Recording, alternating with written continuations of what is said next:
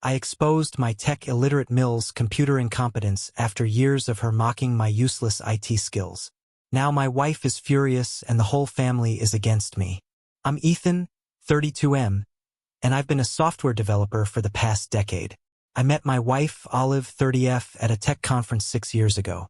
She works in marketing for a tech startup, so we hit it off immediately, bonding over our shared love of gadgets and innovation. We got married 2 years later, and for the most part, our life together has been fantastic. The one constant source of tension in our relationship has been my mother-in-law, Cindy, 58F. Cindy is what you'd call a traditional homemaker, and she takes immense pride in her domestic skills. She can whip up a gourmet meal from scratch, sew a perfect hem on any garment, and keep a house so spotless you could eat off the floors. These are all admirable skills, and I've always respected her for them. The problem is, Cindy seems to think that these are the only skills worth having. She constantly belittles my abilities because I'm not what she considers handy around the house.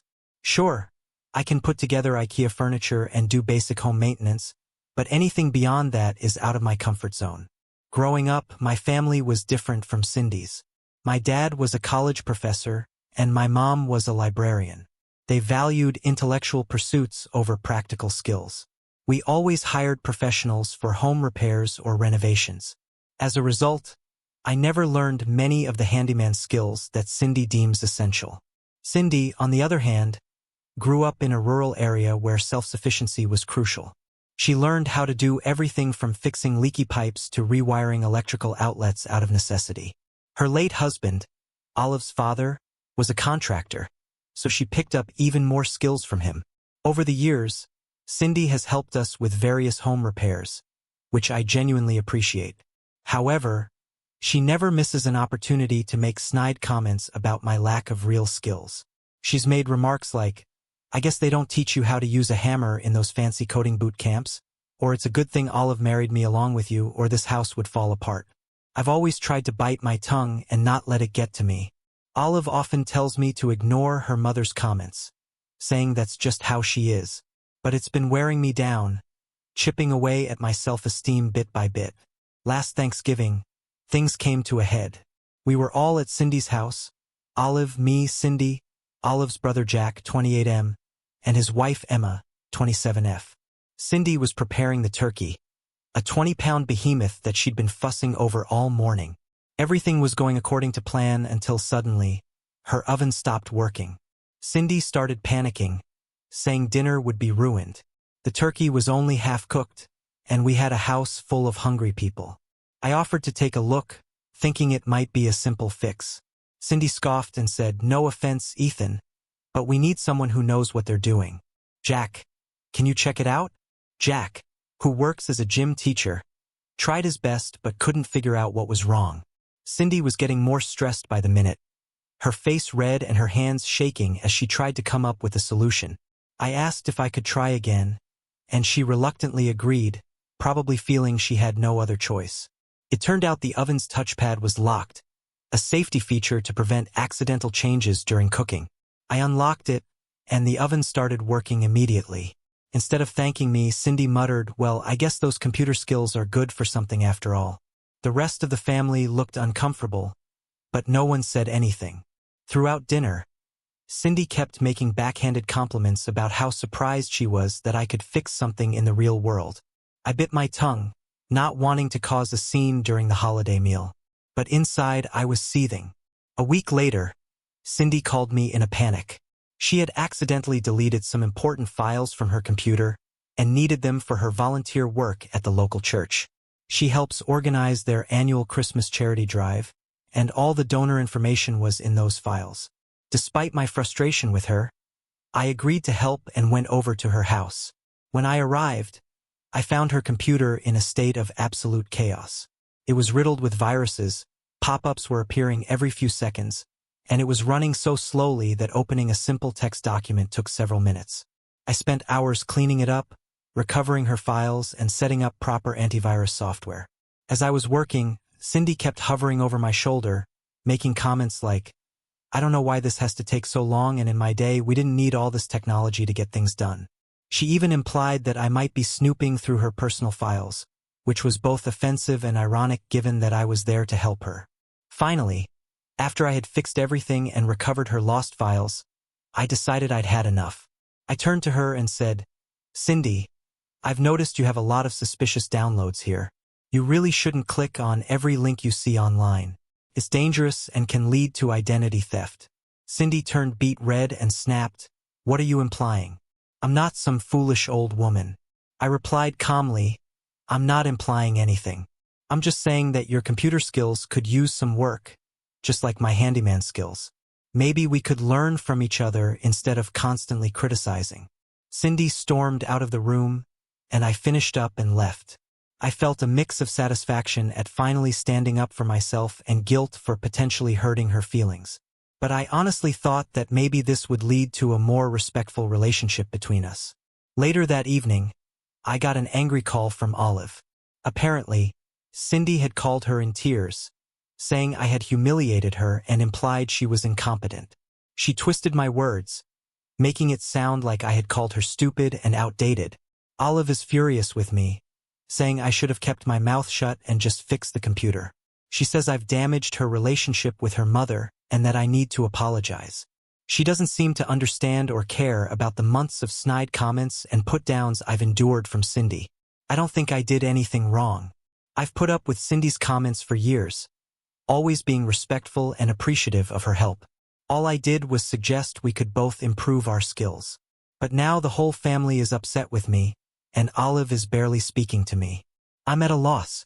I love Olive and I want to have a good relationship with her family. But I also feel like I deserve to be treated with respect. I'm tired of being the family punching bag just because my skills are different from theirs. So, Reddit, Ida for exposing my mother-in-law's incompetence with technology in front of the whole family? Should I apologize to keep the peace or stand my ground? How do I navigate this situation without completely ruining my relationship with my wife and her family? Update 1. It's been a week since my last post, and a lot has happened. First, I want to thank everyone for their comments and insights. They really helped me see the situation from different perspectives and gave me the courage to address the issue head-on. After reading your responses, I realized that while I wasn't entirely in the wrong, I could have handled the situation better. I decided to have an honest conversation with Olive about the whole situation, including how Cindy's constant criticism has been affecting me. I chose a quiet evening when we were both relaxed. I sat down with Olive and explained everything, how Cindy's comments have been chipping away at my self-esteem, how I've always tried to be respectful despite the put-downs, and how I finally snapped after years of biting my tongue. I admitted that my timing and delivery were poor, but I stood by the essence of what I said. I told her about incidents she hadn't been present for, like the time Cindy implied to our neighbors that I couldn't even change a light bulb, or the Christmas when she gifted me a basic home repairs for dummies book in front of the entire family. I explained how these constant jabs made me feel inadequate and unappreciated, despite my success in my chosen field. To my surprise, Olive listened without interrupting. When I finished, she was quiet for a moment before she started crying. She confessed that she'd always been aware of her mother's behavior but had been conflict avoidant, hoping it would get better on its own. She apologized for not standing up for me and promised to do better in the future. Olive shared some insights into her mother's background that I hadn't known before. Apparently, Cindy had always wanted to be an architect, but her parents couldn't afford to send her to college. Instead, she married young and channeled her frustrations into becoming the perfect homemaker. Olive suggested that perhaps her mother's criticism of my skills stemmed from her own unfulfilled dreams and insecurities. While this didn't excuse Cindy's behavior, it helped me understand her a bit better. Olive and I agreed that we needed to set some boundaries with Cindy. We decided that the next time Cindy made a critical comment, we would calmly but firmly tell her that it was unacceptable. Olive suggested that we invite Cindy over for dinner to clear the air. I was hesitant at first, worried that it would devolve into another argument, but I agreed it was necessary to move forward. We spent the next few days preparing for the dinner. Olive and I role-played different scenarios, practicing how to respond to potential criticisms or defensive reactions from Cindy. We also decided to cook the meal together, combining one of Cindy's recipes, to show we valued her skills with a modern twist, to showcase that different approaches can work well together. The dinner was last night and it was interesting to say the least. Cindy arrived looking defensive, but she seemed to relax a bit when she saw we were using her lasagna recipe. As we ate, Olive took charge of the conversation. She told her mother that while we appreciated her help around the house, her constant criticism of me was unacceptable and had to stop. Cindy tried to defend herself, saying she was just joking and that I was too sensitive. That's when I spoke up. I told her that jokes are only funny if everyone's laughing, and her comments had been hurtful for years. I explained that I respected her skills and would love to learn from her, but that respect needed to go both ways. To my shock, Cindy's eyes welled up with tears. She admitted that she'd always felt insecure around me because she didn't understand my job or the modern world of technology. She said she focused on criticizing my lack of traditional skills because it made her feel more valuable. This led to a long, honest conversation about our feelings and insecurities. Cindy opened up about her regrets of not pursuing higher education and how she sometimes felt left behind in the rapidly changing world. I shared how I sometimes felt inadequate because I couldn't do the things my father-in-law had been able to do. By the end of the night, Cindy and I had reached an understanding. We agreed to teach each other our respective skills. She'd show me some home repair basics, and I'd help her become more comfortable with technology. We even set up a schedule for weekly skill exchange sessions. It's not perfect, and I know we have a long way to go, but it feels like a step in the right direction. Olive is relieved that we're trying to work things out, and I feel like a weight has been lifted off my shoulders. There were moments during the dinner when old habits threatened to resurface. Cindy made a comment about the fancy way we'd modified her recipe, and I had to bite back a sarcastic response. But we both caught ourselves and tried to steer the conversation in a more positive direction. I'm cautiously optimistic about the future.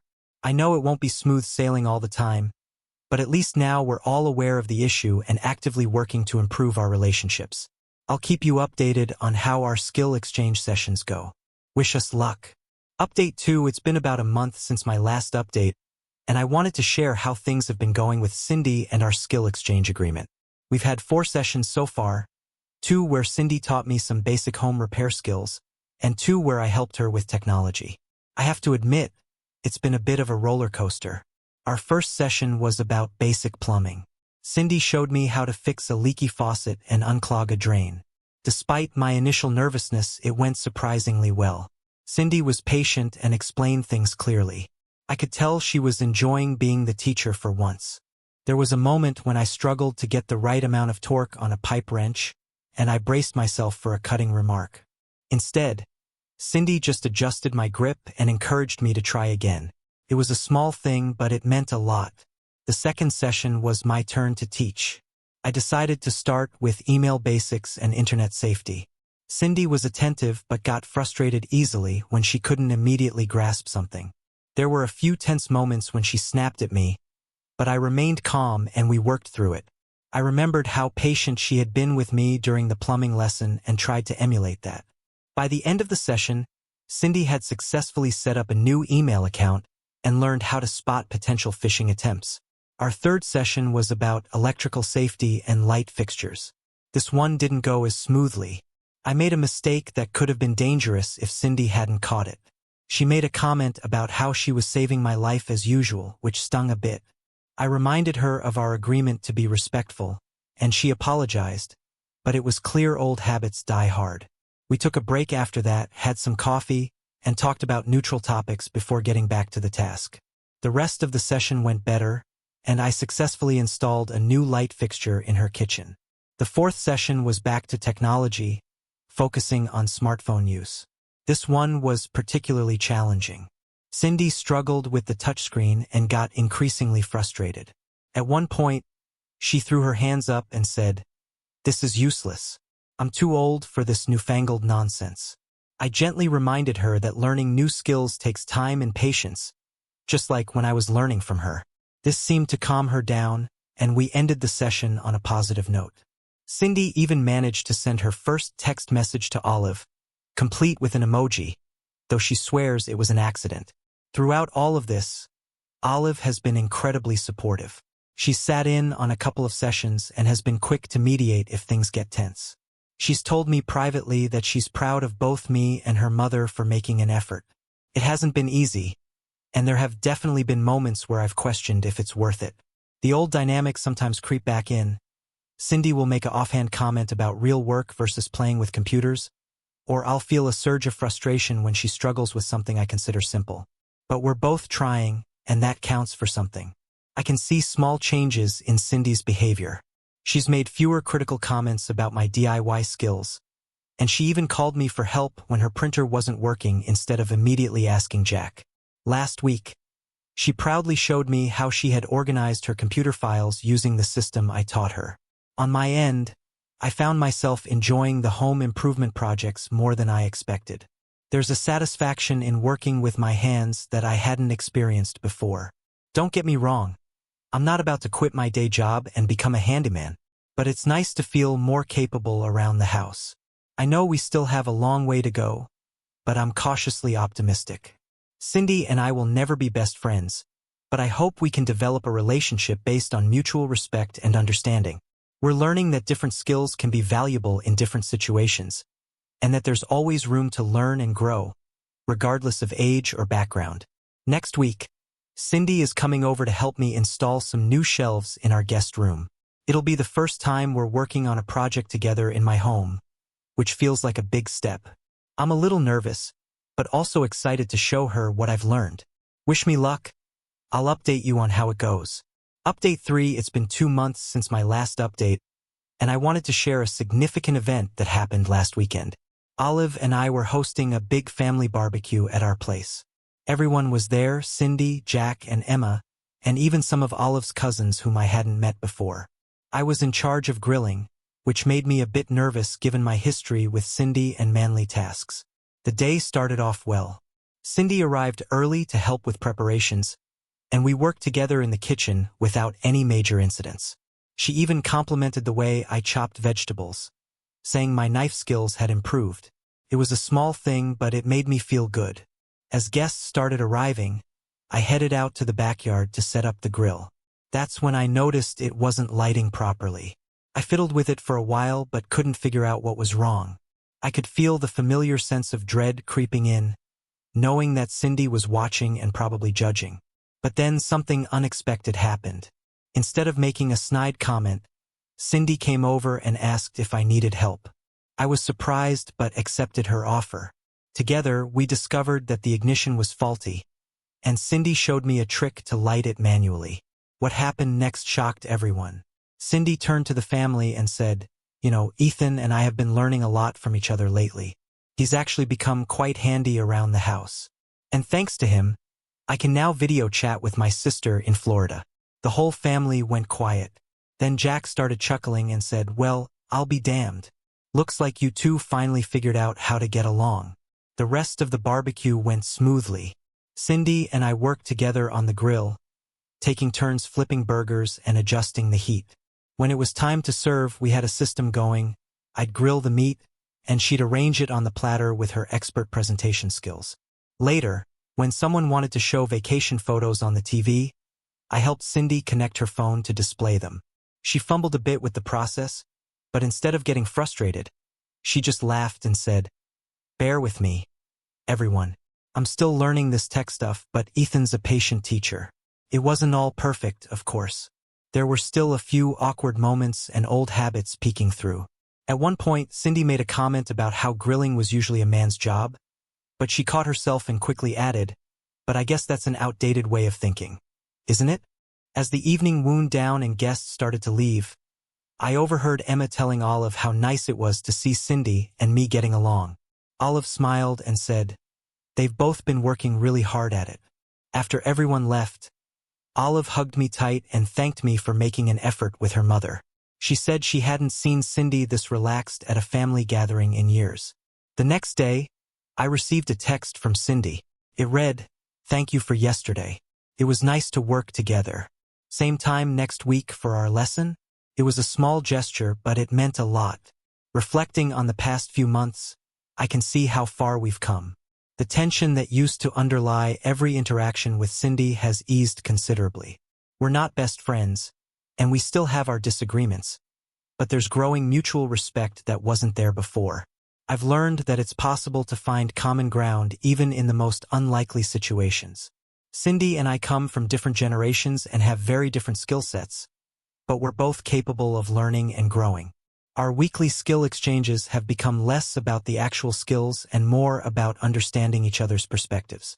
I know we'll still have our ups and downs, but for the first time, I feel hopeful about our future as a family. It's amazing what can happen when people are willing to learn from each other and keep an open mind.